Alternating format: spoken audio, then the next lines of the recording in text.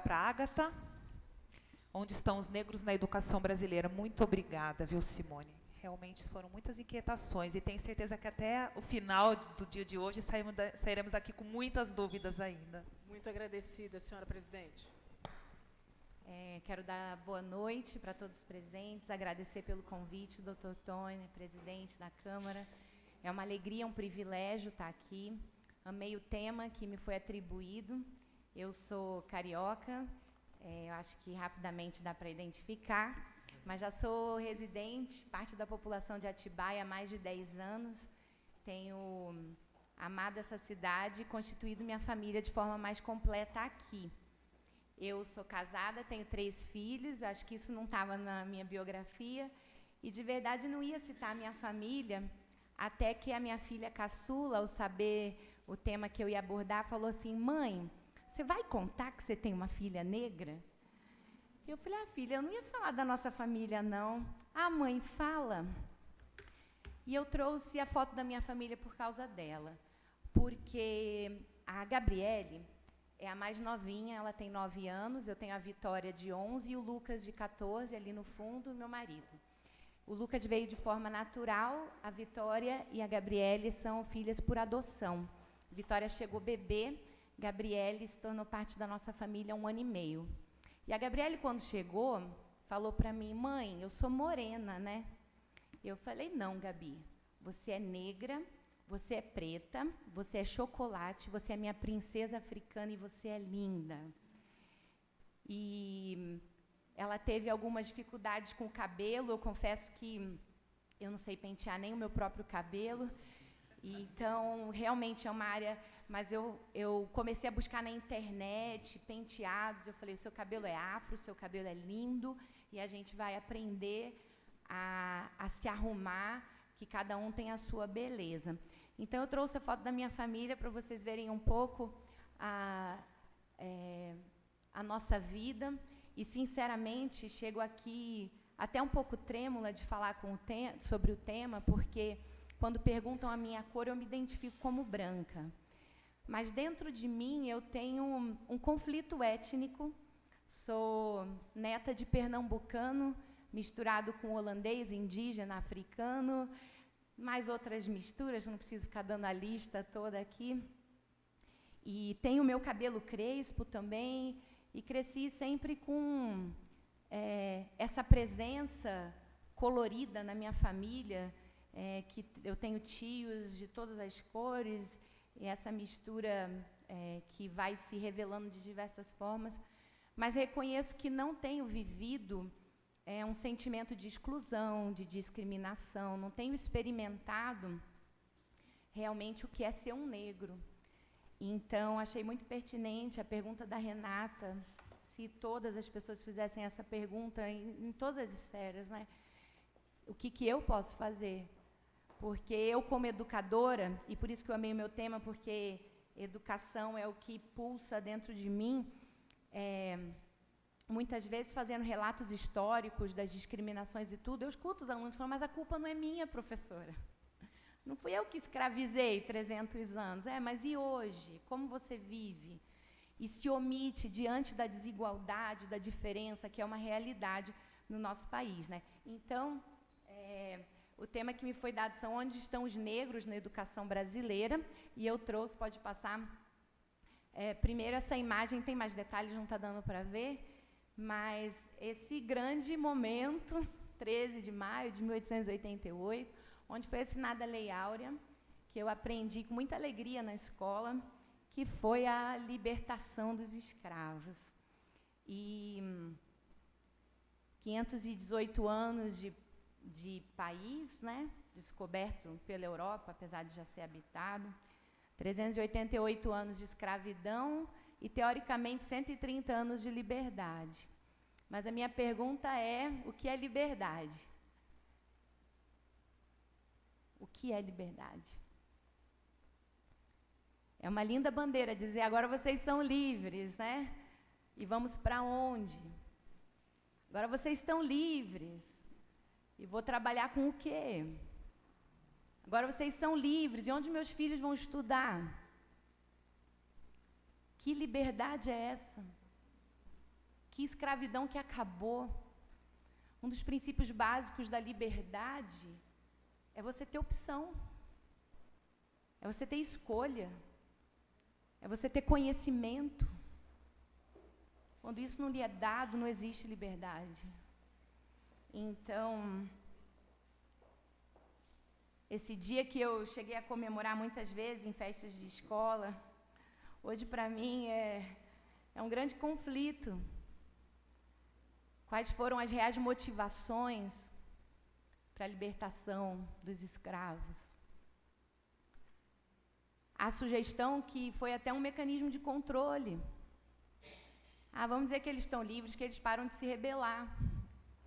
Vamos dizer que eles são livres e a gente não tem que lidar com esse confronto direto. Alguns se baseavam em pesquisas científicas para dizer, se você deixa os negros de canto, eles vão acabar morrendo. É uma raça inferior, deixa eles de lado.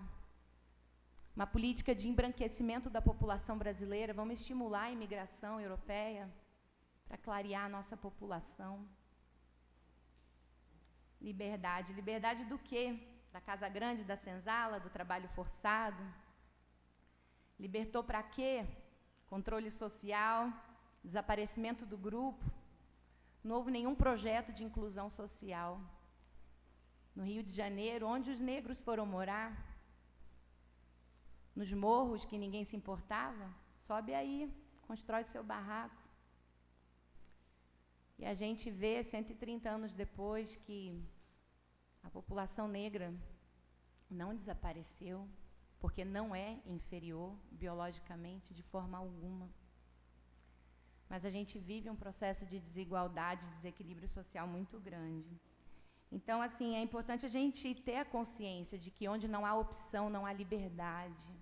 E o fato de um papel ter sido assinado dizendo agora não tem mais escravidão no Brasil, não quer dizer que a população negra realmente ficou livre. O acesso dos negros à escola foi limitado, foi tardio. E a Lei Áurea, ela não promoveu uma liberdade real, talvez uma nova forma de isolamento, e ouso dizer, talvez, uma nova forma de escravidão. Porque no Brasil, a gente vive muito numa cultura cortês, que a gente, às vezes, se orgulha de dizer, a gente nunca teve uma lei racista, a gente não teve apartheid, a gente não tem guerra, sabe? Morre mais gente aqui todo ano do que morreu na Guerra do Vietnã inteiro. E a discriminação é real, será que a gente precisa que ela seja legislada? Então, às vezes, a gente se ilude que a coisa não existe, mas existe. Então, a minha próxima pergunta é o que é educação, porque a educação ela é essencial para a liberdade. Eu gosto de consultar a definição no dicionário, me assustei, porque o dicionário, ele implica, ele sugere um pouco que a educação é um compartilhar de conhecimento e prática dos usos considerados corretos socialmente. Civilidade, cortesia, polidez. Me pareceu tão falso essa definição, mas de verdade a educação é uma das formas de controle do Estado, que pode ser muito perigoso. Eu prefiro ouvir um pouco mais Paulo Freire e Rubem Alves, que são educadores que eu respeito. E Paulo Freire ele defendia que a principal função da educação é a conscientização do estudante. E no caso dos desfavorecidos, dos marginalizados, seria a consciência da sua própria condição. Porque a falta da educação e do conhecimento, muitas vezes, faz com que o desfavorecido nem enxergue o quanto ele está sendo oprimido. Isso é preocupante. Sempre foi assim, a pessoa aceita a sua condição de invisível. E ela fica lá quietinha no seu espaço, porque não sabe como reagir. Então, Paulo Freire defendia que o papel da educação era fazer com que o oprimido tivesse consciência da sua situação e ele pudesse agir em favor da sua própria autonomia. Rubem Alves dizia que educar é mostrar a vida para quem ainda não viu. Ser mestre é ensinar a felicidade. Onde estão os negros na educação brasileira? A educação é um caminho para a liberdade real. Mas a pergunta é, será que nós queremos educar? Pode passar. Tem mais um, pode passar. Esse é um dado real. 92,7% dos alunos saem da escola sem saber o que é 92,7%. Isso é uma crítica à nossa educação de forma geral, né? A gente diz, o Brasil tem 10% de analfabeto, não é tão ruim. Aí você vai ver analfabetismo funcional, que é a falta da capacidade da interpretação. Eles podem saber soletrar. A nossa fonética não é tão complicada, né? B mais A, Bá, B mais E, B. Mas o quanto que o leitor compreende do que lê, o quanto o aluno aprende a pensar. Então, realmente, falta educação em todos os níveis, para todos os grupos. Mas o negro realmente está numa posição de mais desvantagem. Eu trouxe uma tirinha. O menininho está fazendo xixi e a mulher está falando para ele, que coisa feia, menino, não tem educação, não? E ele fala, nem educação, nem saúde, nem segurança. Falta tudo isso, né? Então, é uma realidade.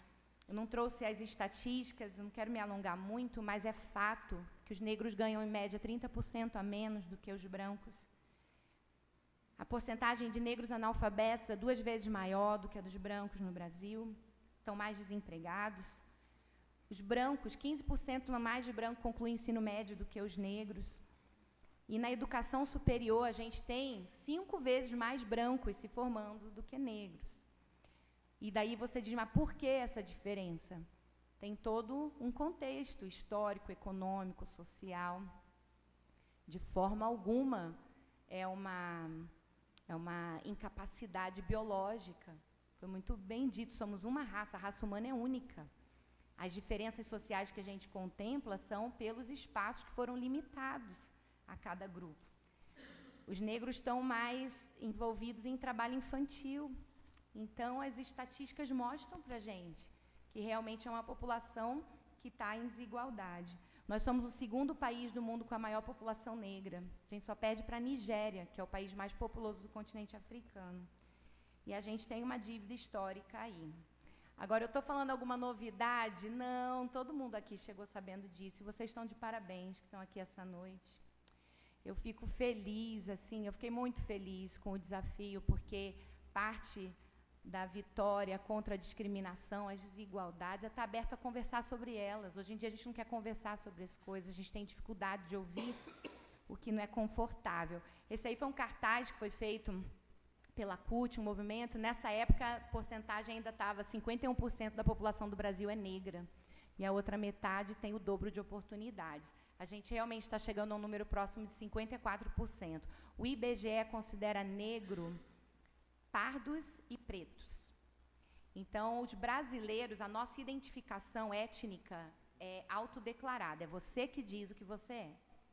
Então, a gente tem 45% da população brasileira se encaixando na categoria de parda e 8% se considerando negro, o que soma mais de 53%. Então, realmente é a maioria da população. Mas o que a gente pode fazer? Então, a minha sugestão é... Primeiro, a gente precisa entender os fatores de risco, que nessa disposição até geográfica, no Rio de Janeiro eu vejo bem a disposição geográfica dos grupos étnicos.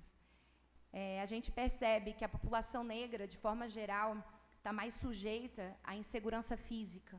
Então, está em ambientes onde acontece mais abuso, negligência, violência doméstica, lida com muita instabilidade familiar, relacionamentos instáveis dos pais, mobilidade residencial muito frequente, acesso a ambientes de drogas, criminalidade, lidando com muitas manifestações de pobreza, escassez de alimentação, e tudo isso compromete a própria habilidade intelectual. Por quê? Porque você está afetando áreas de saúde e o controle executivo da atenção, da memória, o próprio controle emocional pode ser afetado por essa escassez. Agora, tudo isso é ambiental, tudo isso é social, não é herança genética. É até assim, geográfico. Eu li um artigo uma vez de um sociólogo falando da favela da Rocinha e de São Conrado. São Conrado é uma área muito chique do Rio de Janeiro, e a Rocinha fica lá. E ele falou, o atravessar de uma rua Quando você atravessa uma rua, você perde 8 anos de expectativa de vida. Porque o morador da Rocinha vive, em média, 8 anos a menos do que um morador de São Conrado. O atravessar de uma rua diminui em 6 anos a educação. O atravessar de uma rua. São realidades muito próximas, são vizinhos. Quem nunca viu aquela foto do Morumbi com Jardim Paraisópolis, né? Lá de cima, um condomínio de luxo e a área de moradia instável, né? Então, a gente tem a Constituição de 88, que é linda, a Constituição cidadã, que garante o acesso à educação a todo mundo, mas a gente ainda vê que os negros têm mais dificuldade de acessar escolas, muitas vezes abandonam a escola para trabalhar. Aí alguns vão dizer, mas não valorizam a educação. Mas como é que vai valorizar a educação se não vê o porquê estudar?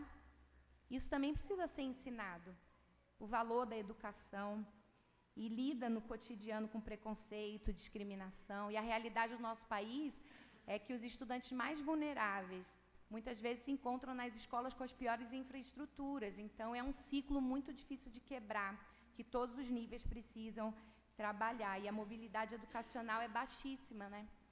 Aí você tem alguém que diz, não, mas a gente teve um ministro do Supremo que foi negro. Uau, né? Então vamos bater palmas, ele é um herói. Se a gente precisa destacar isso, já mostra que não é uma realidade comum, né? É o máximo, que bonitinho, né, que ele chegou até lá. Se isso precisa ser destacado, já mostra que existe um preconceito, um desequilíbrio, uma estrutura ineficaz. Né? Então, assim, o que a gente pode fazer? A gente precisa realmente entender o valor da educação e se importar. Escolas melhores, uma política social que desenvolva o emprego, estimular as conquistas e o valor do educar. A gente precisa rever as nossas escolas. Eu não sei qual a área de atuação. Eu sou professora.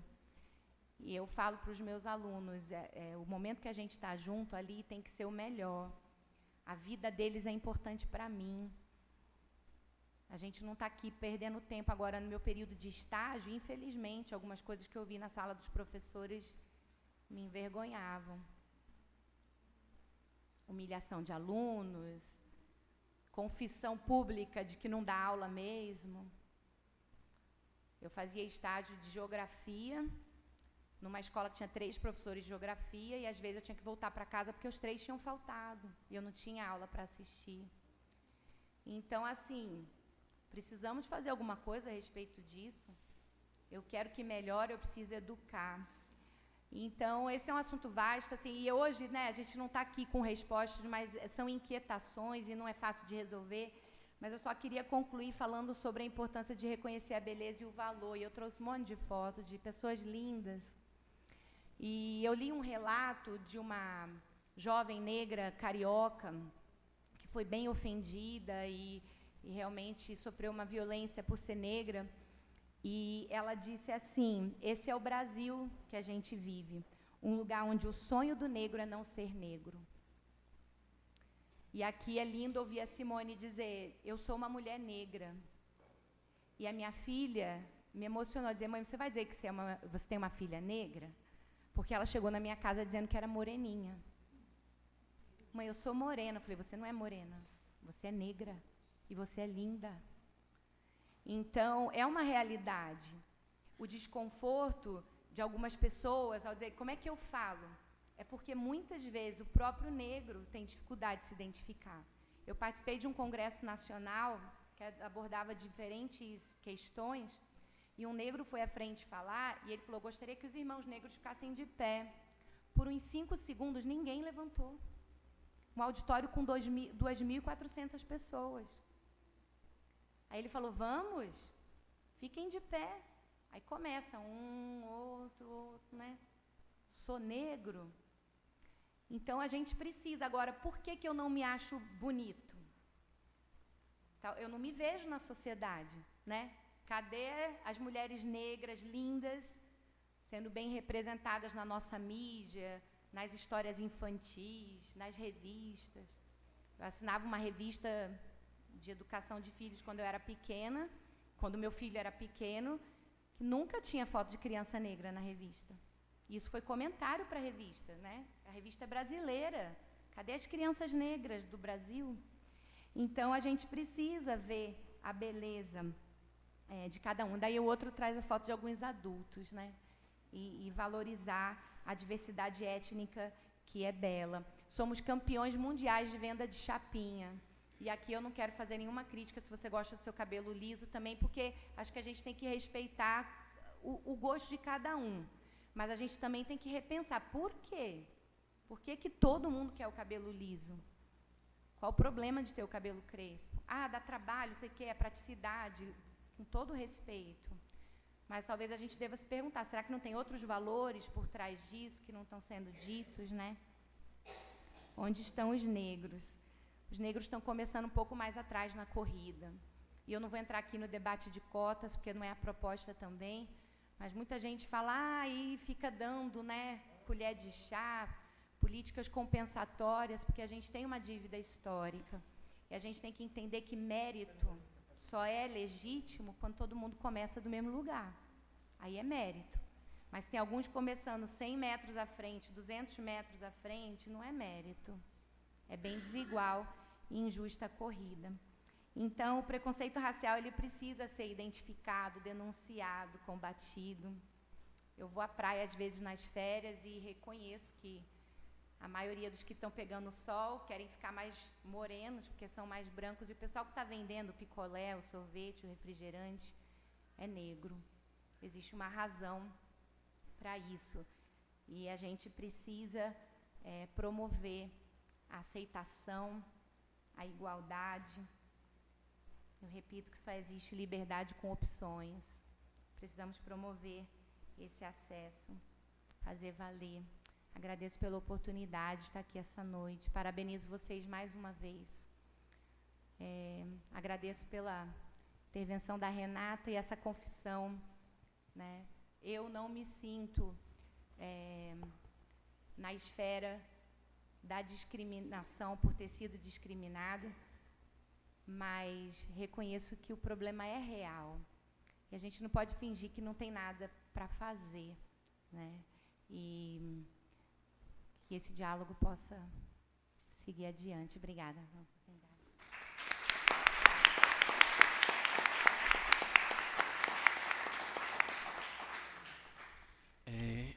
Belíssimas palavras e comoventes, inclusive, porque a gente percebe e vê esse cenário, né, que é latente na sociedade.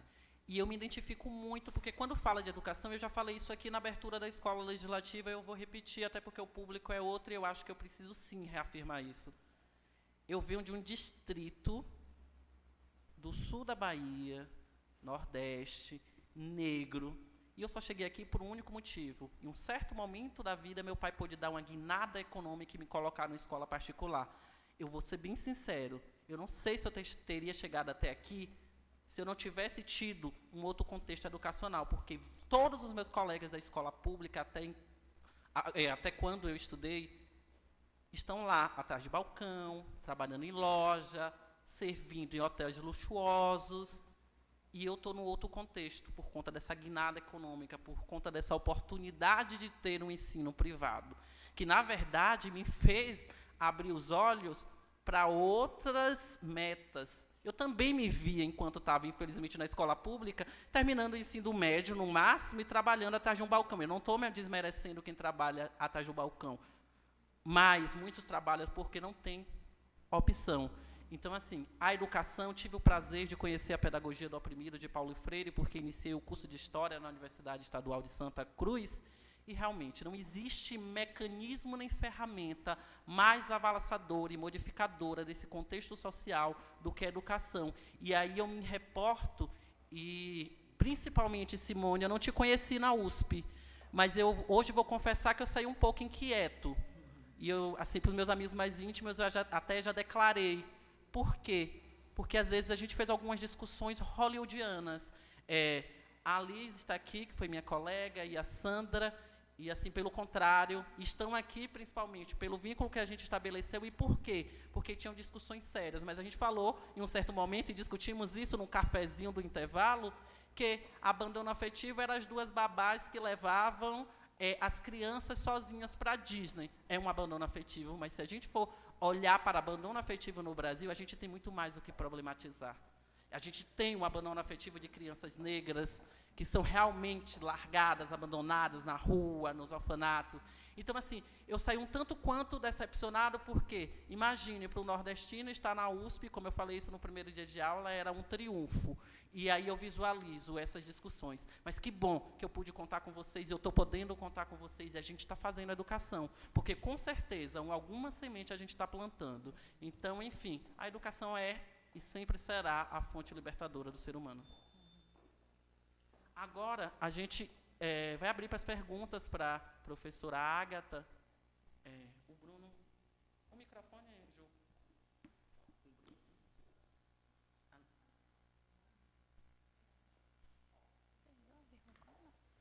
Você resolve como?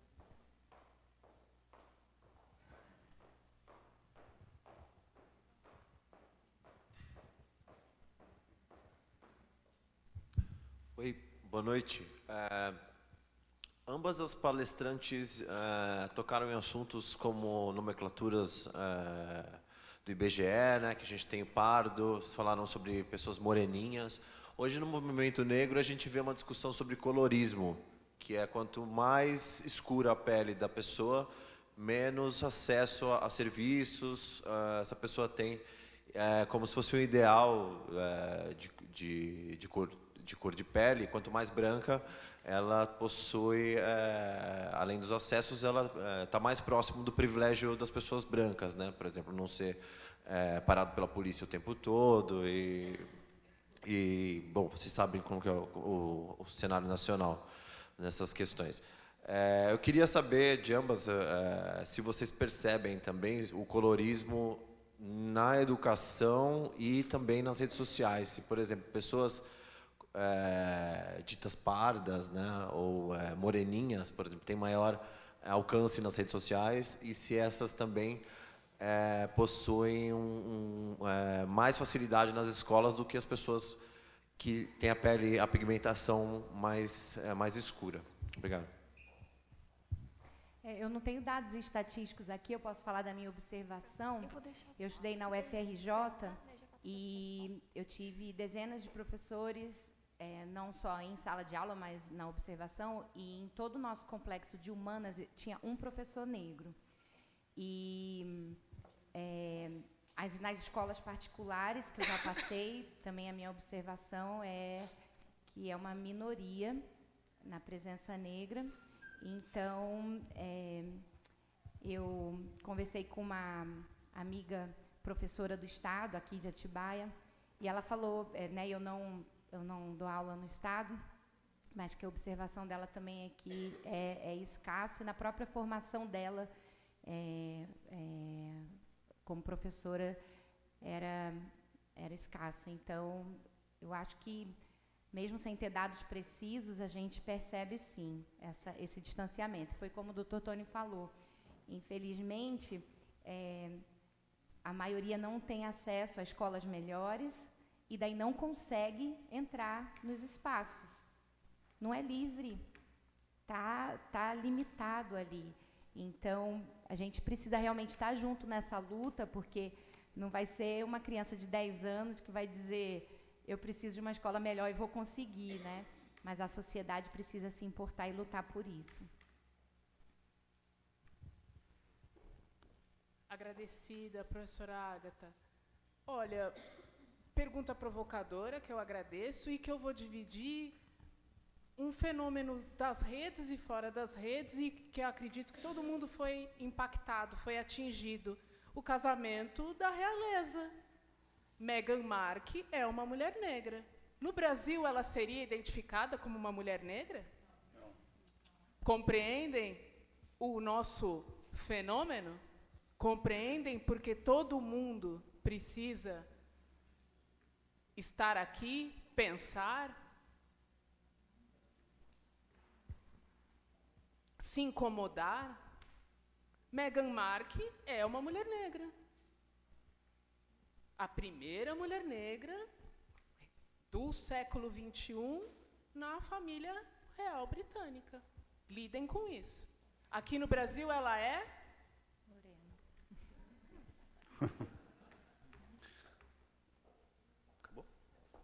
O nosso racismo à brasileira é muito curioso. Porque o nosso racismo é a partir do fenótipo, ou seja, da sua aparência, do seu tom de pele. E como nós vivemos numa sociedade hierarquizada, que coloca no topo o homem branco, consegue imaginar quem está na base dessa pirâmide, né? E a gente também consegue compreender por que a indústria dos cosméticos descobriu o cabelo crespo recentemente.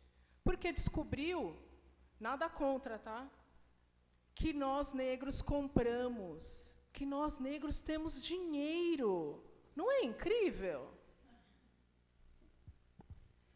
O capitalismo, para o bem ou para o mal, nos empodera.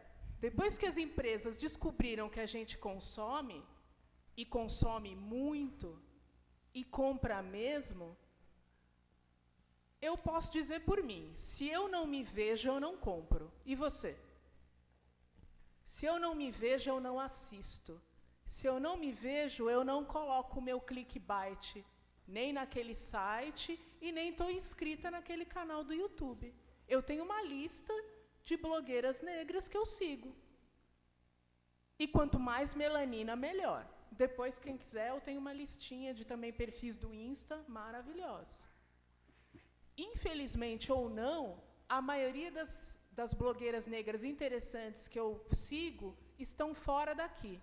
Aí a gente tem que pensar no que a professora Agatha falou. A gente não tem acesso, e mais, a gente não tem acesso de qualidade. Houve um tempo que a gente não tinha acesso a direitos mínimos.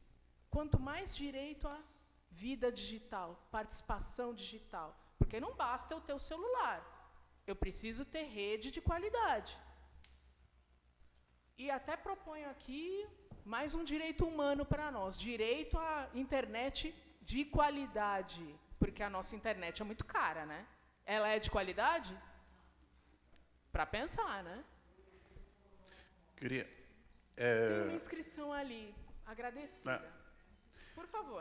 Eu me chamo Sérgio Vieira, sou morador aqui da cidade de Atibaia. Queria, na verdade, acho que fazer mais um desabafo do que lançar pergunta para a mesa. Antes de ser, talvez, mal interpretado, gostaria de falar aqui, sim, lógico, né? Nós temos uma herança cultural aí no Brasil que é racista, homofóbica, xenofobia também, sexista, né? Acho, inclusive, quero parabenizar os idealizadores desse evento. Mas, pincelando algumas coisas que foram faladas até o momento, né? E lembrando que nós estamos no ano de 2018, ano de eleições, se houverem, né? Eu gostaria de falar porque algumas pessoas falaram, a gente fica cheio de dedos de falar, ouço isso direto em redes sociais, né? Hoje em dia a gente não pode falar nada, porque tudo é preconceito, tudo é racismo, tal, tudo. Eu sou um cara muito chato, confesso a minha chatice, tá? Por quê? Infelizmente, né? Nós temos no Brasil hoje, descobriram que as pessoas negras, homossexuais, elas também votam, né? E engraçado que nesse ano mais é que é lembrado isso, né? Durante 4 anos o pessoal fala as mais barbaridades aí em redes sociais, né? Projetos incríveis que são colocados aí na pauta, né? Como, por exemplo, Escola Sem Partido, né? Como, por exemplo, a não importância de matérias como filosofia e sociologia, que foram colocados pelo atual governo, reforma do ensino médio, que foi colocada também pelo atual governo federal, né? Infelizmente, sustentando essas pautas, a gente tem, por exemplo, pessoas, né, como vou falar o nome aqui, tá, me desculpa, o vereador Fernando Holliday de São Paulo, que é negro e homossexual. E recebeu uma massa de votos em cima dessa pauta, entendeu? Só que, desculpa falar, mas eu já ofendi ele delicadamente pelas redes sociais. Eu falei, amigo, você é o feitor do Novos Tempos. Meu, que papel é esse que você faz, meu? Sabe, falar que uma pessoa como essa representa o que está sendo falado e discutido aqui, me desculpa, sabe? Eu acho que a gente tem que, sim, sabe, colocar pessoas de representatividade, mas que estão dentro dos movimentos, que realmente vão colocar a palavra, sabe? Desculpa, eu não votaria numa pessoa, dependendo da bandeira que ela carrega como partido, eu sei as pautas que estão por trás. Então eu não votaria nessa pessoa, me desculpa. Inclusive, eu fiquei boquiaberto esse ano de alguns partidos que têm uma tradição elitista, eu falo isso com propriedade porque estou em redes sociais o dia inteiro, o Bruno que está na minha frente sabe disso, que eu encho o saco o dia inteiro em redes sociais. Alguns partidos elitistas colocaram esse ano grupo LGBT, grupo negro. Eu falo, meu, mas que coisa ridícula. São pessoas que sempre esteve barrando essas pautas e nesse ano coloca isso. Eu acho uma coisa meio, desculpa, tá, gente, mas ridícula. Exatamente, até hipócrita a palavra de falar, não tem outra. Mais um desabafo, tá? Me desculpa se alguém vai ficar ofendido com essas palavras. E como sugestão, Simone, das leituras, gostaria de colocar também, não podendo deixar de falar, né, na questão do racismo, o Florestan Fernandes, Negro no Mercado de Trabalho. É um livro que eu li e recomendo. Boa noite, desculpa, eu esqueci o seu nome. Ô, Sérgio, muito grata. Florestan, que foi orientador de Fernando Henrique Cardoso. Fernando Henrique Cardoso, nosso presidente 2 vezes, que encampou, sim, a questão da presença do homem e da mulher negra no mercado de trabalho. Foi um dos primeiros sociólogos da Escola de Sociologia Paulista a tratar desse tema.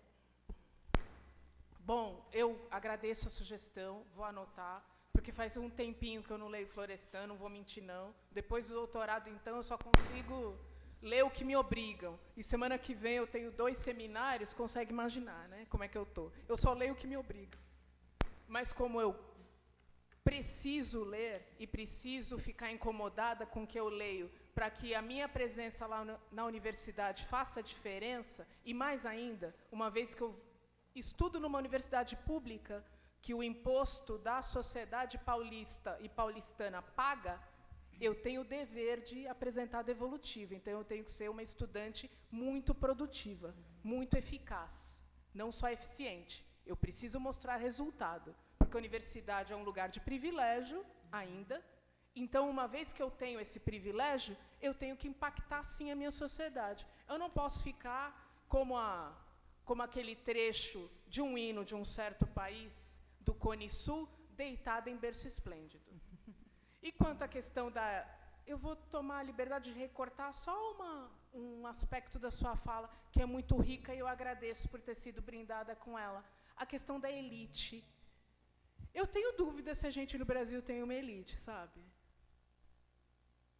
E eu tomo a liberdade de pensar se a gente tem uma elite ou não, professora Ágata, porque eu penso que nos termos do dicionário, quando a gente procura lá no Aurélio, lá no Roais, a gente verifica lá no verbete elite.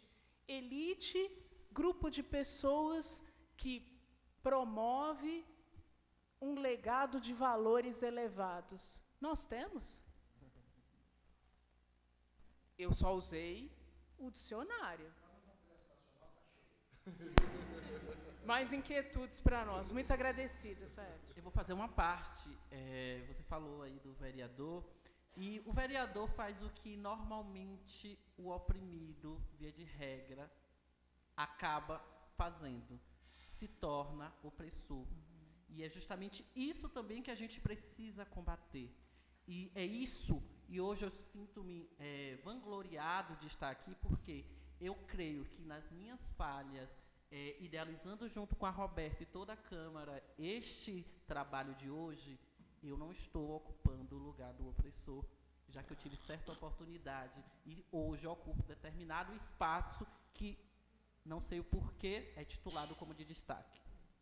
Eu queria comentar, o vereador falou sobre a necessidade de uma presença feminina e negra nas esferas de poder, e eu agradeço a contribuição, porque eu concordo, né? A nossa população é basicamente meio a meio homem e mulher, e a gente tem essa presença negra muito grande, mas eu também acho que a gente tem que ter cuidado e não escolher pessoas para ocuparem espaços só porque elas fazem parte de uma categoria que está defasada. Porque realmente, eu não voto numa mulher porque é mulher. Eu tenho que votar numa mulher porque ela tem engajamento político, porque eu compartilho da luta dela. Então, a gente precisa ter cuidado com isso, porque realmente tem pessoas que se aproveitam, né, se colocam, se fala de sustentabilidade, agora toda empresa recicla. Então, o capitalismo também vem trazer para a gente a notícia, né, o que está vendendo agora, qual é o marketing. Então, eu também espero viver num país que represente realmente a nossa população equilibradamente, que as mulheres tenham voz, que o negro tenha voz, mas que sejam pessoas que estão ali para servir mesmo a nação, né, e não se aproveitar da condição para se promover. Então, acho que é um cuidado que a gente precisa ter. Eu só ia endossar a palavra do Sérgio. Eu acho que ele está coberto de razão. Até disse, né, que a gente precisa eleger, mas a gente precisa tomar realmente cuidado, né? Eleger quem tem história, quem tem luta, quem tem trabalho com isso, né? Para realmente a gente dar a representatividade que merece, o espaço que precisa, né? Então, você está de parabéns, Sérgio, concordo plenamente.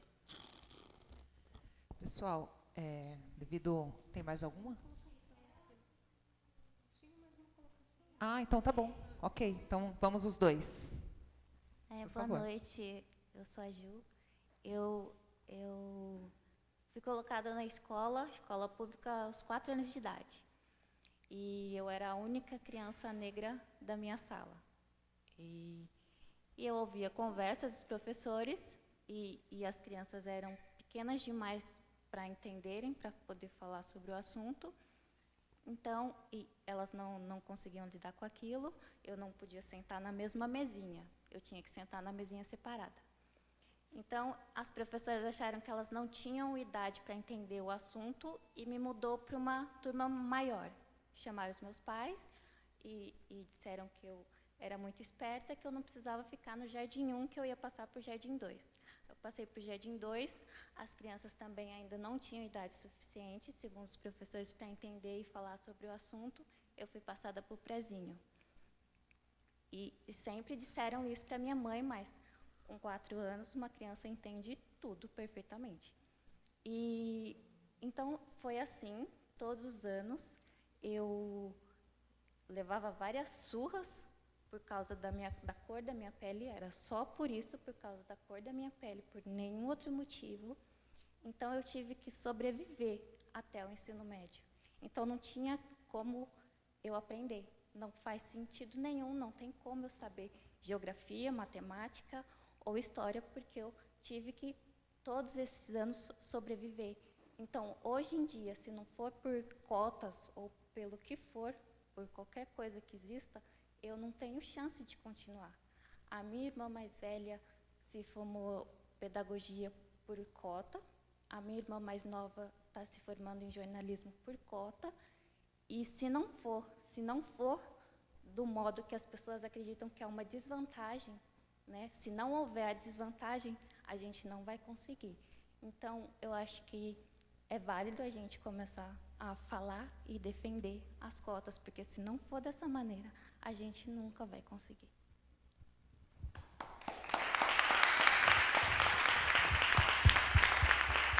Gil, posso te dar um abraço? Eu voto em você, não? Enquanto a Simone dá abraço, falando ainda de educação, nós tivemos agora o episódio da PUC Rio, né? Nos jogos onde jogaram bananas, onde chamaram de macaco, macacos, os negros que estavam participando de outras universidades. Num campo de discussão que deveria ser o ambiente, o próprio nome já diz universidade, de universo. Então, você agora faz um link de uma pessoa que teve tolhido o seu direito de educação, porque o que aconteceu com ela foi isso, e como essa pessoa é vista, encarada e é tratada na universidade. Enfim, eu acho que é mais uma inquietude, né? A gente nega porque nega realmente espaço, ou a gente nega porque a gente segrega.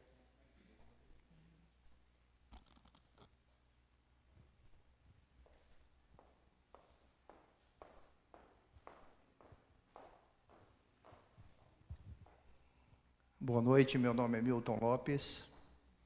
E a minha pergunta versa um pouco sobre o que... Como chama você? Seu nome? É. Júlia? A Ju. Que a Ju acabou de comentar sobre as cotas. Hoje o Brasil vive uma verdadeira enxurrada de cotas. É cotas para tudo quanto é lado. Esse é um problema. Não sei se é um problema ou se é uma solução. E se você versar sobre a cota para negros, será que da forma que ela está sendo colocada, desta forma tão insistente, ela não versa quanto a um próprio racismo do negro? Do próprio negro? Será que ela não versa sobre isso? Da forma que ela está sendo colocada? E de uma outra forma, por exemplo, a Simone, ela acabou de falar que ela tem uma lista de negros no Facebook e nas redes sociais. Será que da forma que ela está colocando, ela não está versando sobre o próprio racismo? Uma lista de negros. Será que isso não... Eu, como branco, eu me sinto prejudicado quanto a isso. Eu não tenho o direito de entrar na lista dela porque eu sou branco. Será que não entra com isso, gente? Eu não quero ofender aqui ninguém, muito pelo contrário. Eu só gostaria de suscitar essas discussões. Eu acho realmente que não é muito fácil abordar isso, e até eu falei, né, apesar de eu ter trazido o tema, sou educadora, cientista social, me sinto assim, humildemente, tendo essa parte de poder falar de uma coisa que conheço até certo nível teoricamente. E até me emociona o discurso da Ju, porque aqui a gente está lidando com a vida real. E é lógico, daí entra, eu não quero trazer só críticas sem a gente poder discutir todos os assuntos, mas realmente quando nós não estamos na esfera discriminada, a gente não consegue ter noção da profundidade da luta, da dor, da dificuldade do acesso. Eu entendo que a política de cotas é uma política compensatória e deve ser um projeto provisório, mas é um projeto necessário nesse momento, porque a gente está falando de 400 anos de escravidão e que não é...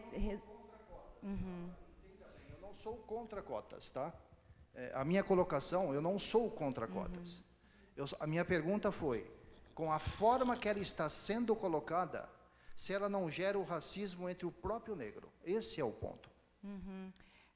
Eu não sei se eu entendo toda a sua perspectiva da forma que ela está sendo colocada, mas eu vejo o valor no reconhecimento dessa dívida histórica, e o que a gente vê muitas vezes é que realmente os brancos não estão sendo prejudicados com a política de cotas.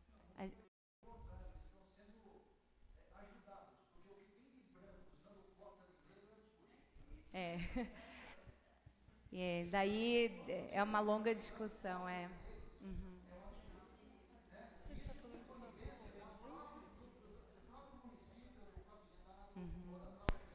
Uma parte, por gentileza.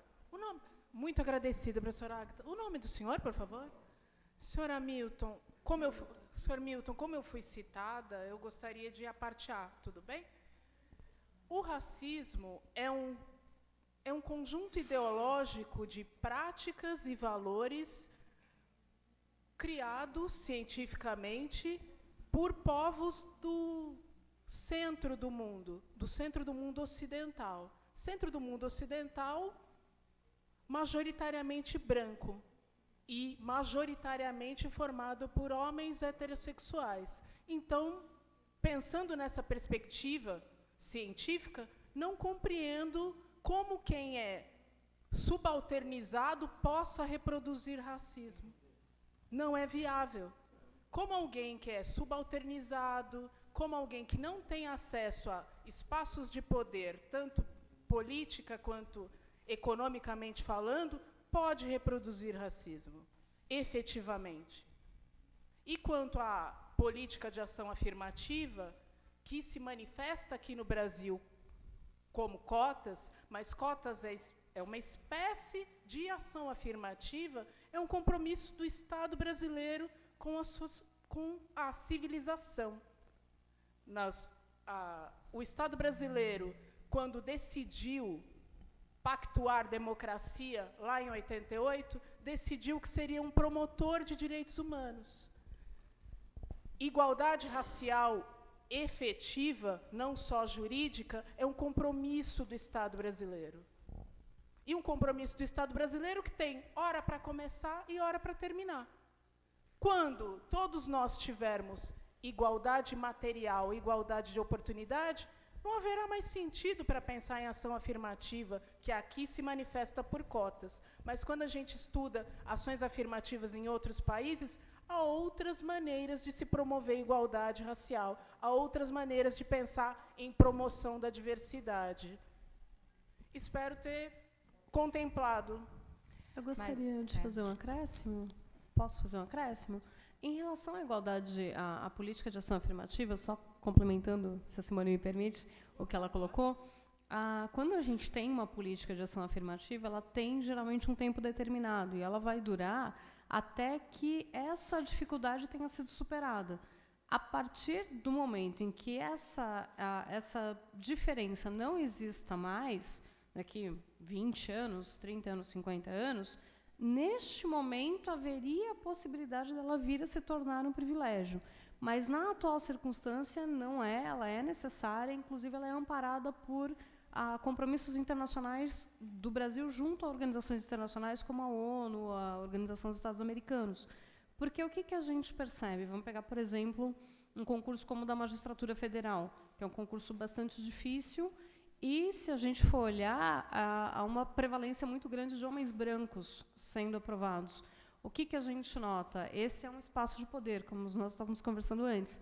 Se nesse espaço de poder eu só tenho homens brancos, esse juiz, homem branco, quando vai julgar uma mulher, quando vai julgar um negro, quando vai julgar uma pessoa trans, ele tem um olhar dele que é peculiar e que, mesmo que não seja propositadamente, tem uma carga cultural que faz com que ele olhe por um determinado viés que é diferente da maneira como uma mulher olharia ou como um juiz negro olharia. Então, quando nós temos uma política como a política de cotas, ela visa fazer com que esses espaços de poder reflitam a composição da sociedade.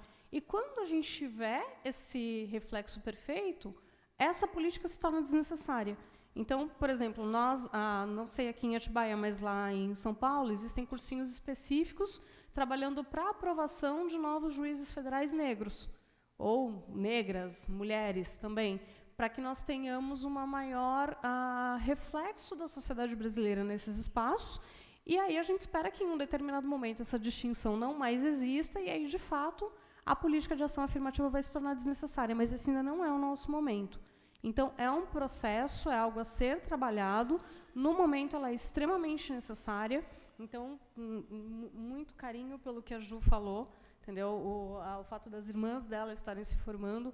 Nós estávamos conversando no carro enquanto vínhamos para cá. Eu faço doutorado na USP, Simone também, Tony também e Sandra está lá, então, né? Todos são alunos. Nós temos apenas uma professora negra na USP, no Direito. Entendeu? O Largo de São Francisco é um lugar de homem branco. Entendeu? Não tem um professor negro e tem apenas uma professora negra. Porque são menos capazes, porque estudam menos, porque trabalham menos? De modo nenhum. É uma questão do espaço. Muito realmente, só eu não diria é não declarado. teoricamente. Eu Não só queria- teoricamente, muito realmente. Ele só não é oficializado, ele só não é Mas declarado. eu E só é nisso queria que a dizer, gente até trabalha. como não O negra... Brasil se identificou como racista em 2001, na Conferência de Durban. O Brasil admitiu que nós vivemos numa sociedade racista. E, em tempo, para quem quiser, nós já fomos condenados por racismo em tribunais internacionais mais de uma vez. Mas Ou eu, seja, nós somos criminosos. Em âmbito internacional, com certeza. Internacionalmente falando, Uma parte. somos todos criminosos. Não, mas é importante, uma parte. é que eu Pessoal. achei que ele, Tudo ele bem, senhor também Milton, abordou... consegue lidar com isso, que somos uma nação criminosa? E como enfrentar?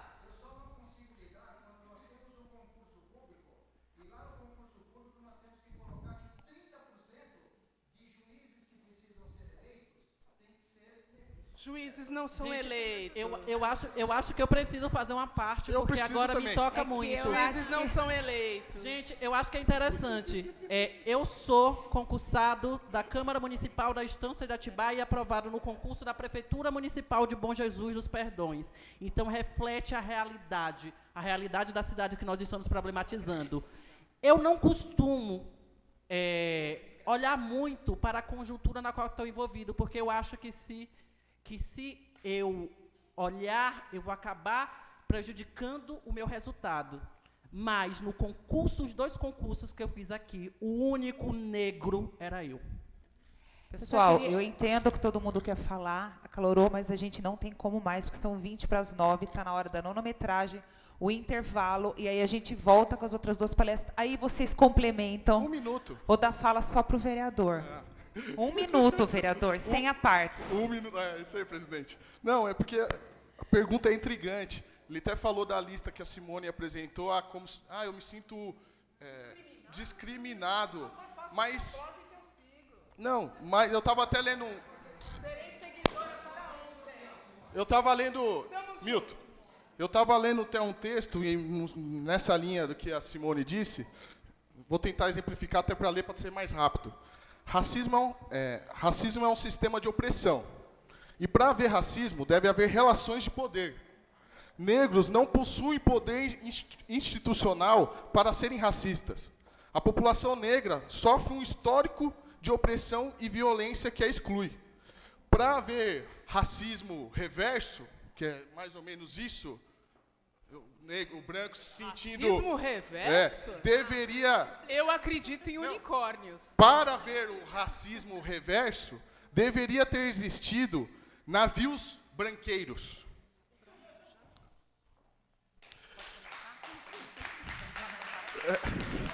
A escravidão por mais de 300 anos da população branca.